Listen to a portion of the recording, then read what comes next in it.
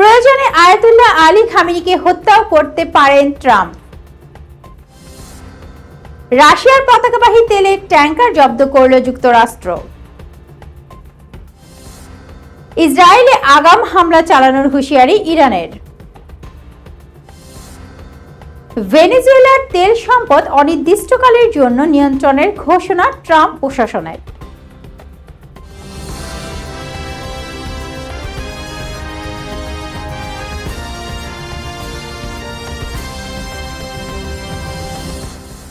আসসালামু আলাইকুম দর্শক, সাথে আছি রেশমি আক্তার। শুনছিলেন আন্তর্জাতিক অঙ্গনের প্রধান সংবাদের শিরোনামগুলো। এবার যাব বিস্তারিত।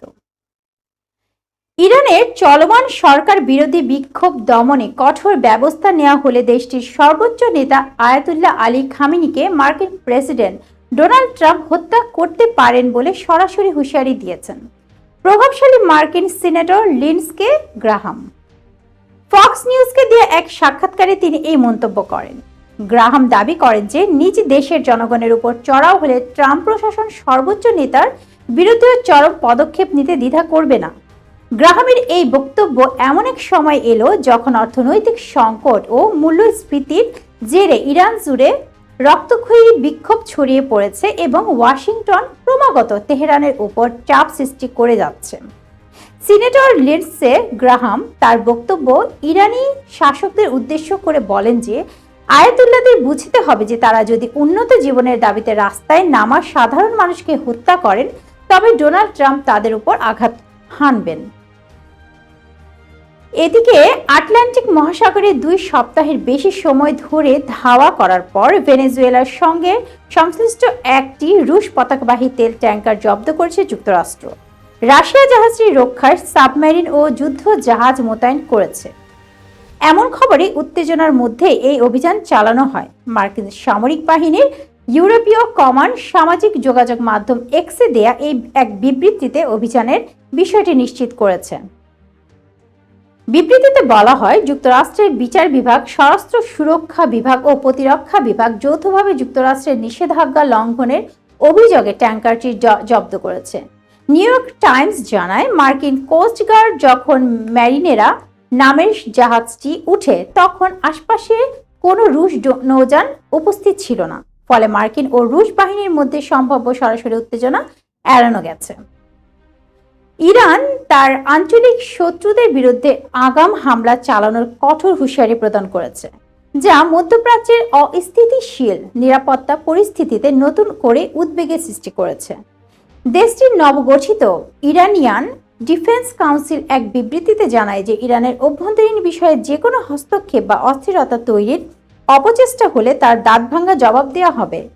কাউন্সিল স্পষ্ট করে দিয়েছে তারা কেবল আক্রান্ত হওয়ার পর পাল্টা জবাব দেওয়ার অপেক্ষায় থাকবে না, বরং নিজেদের নিরাপত্তা নিশ্চিত করতে যে কোনো দৃশ্যমান হুমকির লক্ষণ দেখা মাত্রই প্রয়োজনীয় পদক্ষেপ গ্রহণ করবে।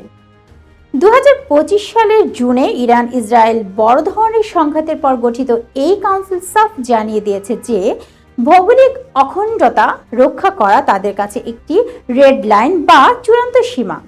বিবৃতিতে এমন এক সময় এলো যখন ইরানের অভ্যন্তরীণ পরিস্থিতি বেশ নাজুক। দেশজুড়ে ব্যাপক মুদ্রাস্ফীতি ও মুদ্রার মানের চরম পতনের ফলে সাধারণ মানুষ রাস্তায় নেমে বিক্ষোভ প্রদর্শন করেছে, যা নিয়ন্ত্রণে নিরাপত্তা বাহিনী হিমশিম খাচ্ছে। যুক্তরাষ্ট্র সরকার ভেনেজুয়েলার তেল সম্পদের উপর অনির্দিষ্টকালের জন্য পূর্ণ নিয়ন্ত্রণ বজায় রাখার আনুষ্ঠানিক ঘোষণা দিয়েছে। কাতার ভিত্তিক সংবাদ মাধ্যম আল জাজিরার প্রতিবেদন অনুযায়ী প্রেসিডেন্ট নিকোলাস মাদুরোকে আটক করার পর ট্রাম্প প্রশাসন ভেনেজুয়েলার তেল বিপণন ও বিক্রয়লব্ধ অর্থের ব্যবহার এককভাবে নির্ধারণ করার সিদ্ধান্ত নিয়েছে। মার্কিন জ্বালানি বিভাগ জানিয়েছে তারা ইতিমধ্যে বিশ্ববাজারে ভেনেজুয়েলার তেল বিপণন শুরু করেছে এবং এই তেল বিক্রি থেকে প্রাপ্ত সমস্ত অর্থ যুক্তরাষ্ট্রের নিয়ন্ত্রিত বিভিন্ন আন্তর্জাতিক ব্যাংক অ্যাকাউন্টে জমা রাখা হবে। প্রাথমিক পর্যায়ে প্রায় 3 কোটি থেকে 5 কোটি ব্যারেল তেল বিক্রির লক্ষ্যে নির্ধারণ করা হয়েছে এবং এই অর্থ মার্কিন সরকারের বিবেচনা অনুযায়ী শুধুমাত্র আমেরিকা ও ভেনেজুয়েলার জনগণের স্বার্থে ব্যয় করা হবে। ডোনাল্ড ট্রাম্প তার সামাজিক যোগাযোগ মাধ্যমে ট্রুথ সোশ্যালের এক পোস্টে জানিয়েছেন, ভেনেজুয়েলার তেল চুক্তির মাধ্যমে প্রাপ্ত অর্থ দিয়ে দেশটি শুধুমাত্র আমেরিকার উৎপাদিত পণ্য যেমন কৃষি পণ্য, ওষুধ, চিকিৎসা সরঞ্জাম এবং জ্বালানি খাতের যন্ত্রপাতি ক্রয় করতে পারবে। দর্শক, এই ছিল এখনকার মতো। পরবর্তী সংবাদ দেখার আমন্ত্রণ জানিয়ে এখানে শেষ করছি। আল্লাহ হাফেজ।